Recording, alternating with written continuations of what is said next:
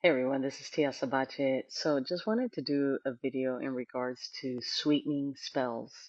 So a lot of people are seeing videos about binding or love spells, and I've always said that should be your last resort whenever you want to attract a potential partner or fix your relationship that you might currently be in.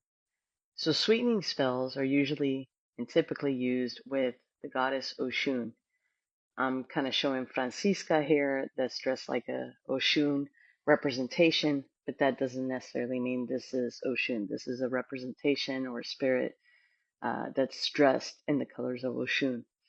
Oshun is a great Orisha to work with when you want to sweetening a certain situation with a person, whether it's a coworker, a partner, a marriage, and also, most importantly, for yourself. I always recommend these types of spells when you want to connect with someone because bindings, love binds, things of that sort is manipulating someone's feelings towards you against their own will. And if you think about it long term, that can actually backfire on you. You can't make anyone love you. You can manipulate an energy to be around you, to chase you, to be with you.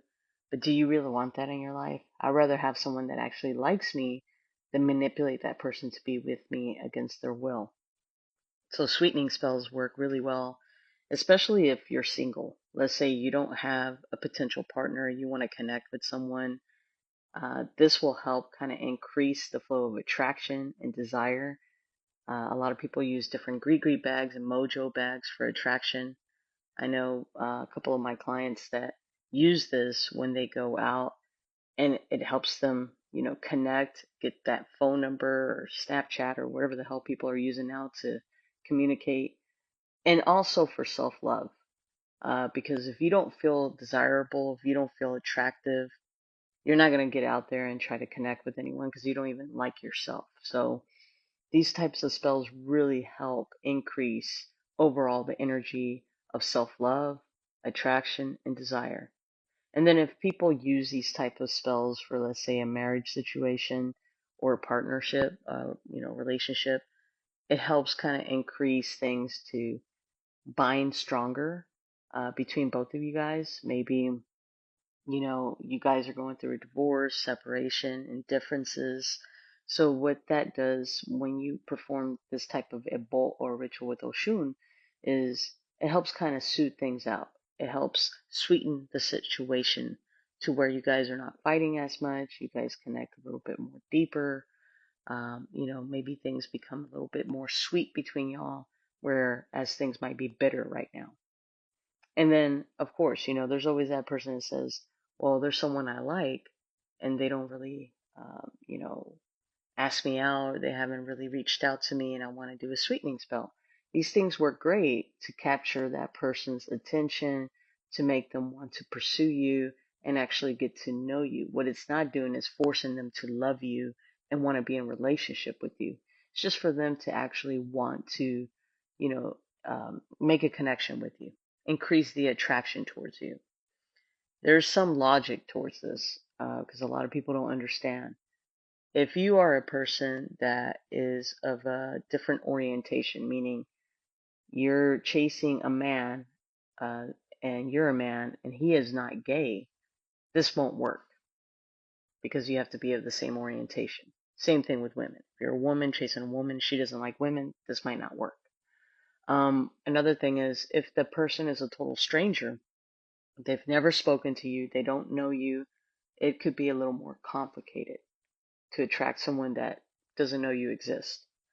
The other scenario would also be is that person doesn't even like you, doesn't like you as a person, doesn't speak to you. They've made it very clear that they want nothing to do with you. You're wasting your time and you're wasting your money because you cannot use a sweetening spell to manipulate attraction and desire towards you if that person wants nothing to do with you. That's when you actually do binds. And in a bind, you have to understand that the person won't necessarily want to be with you, they just can't stay away from you.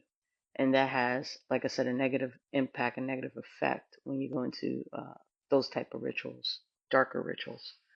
And then sweetening spells are also good to increase overall that friendship, that connection between two people. So, a lot of people say, well, I'm going to do this spell, or I did something like this, and the person still hasn't reached out, or, it's been a month, a couple of months, and they don't seem to show any type of interest.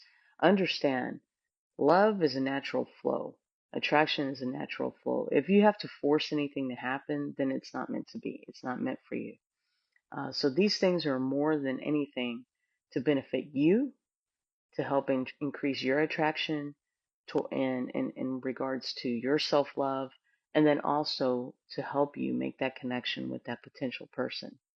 So that's how these things work when it comes to sweetening spells, specifically when working with Oshun. Again, not to be confused with love binds and love rituals of that sort. This is more of a sweet way of letting things flow naturally in your life when it comes to attraction and love and friendship and overall improving relationships. Hope this video helps you guys. Ashe, bendiciones.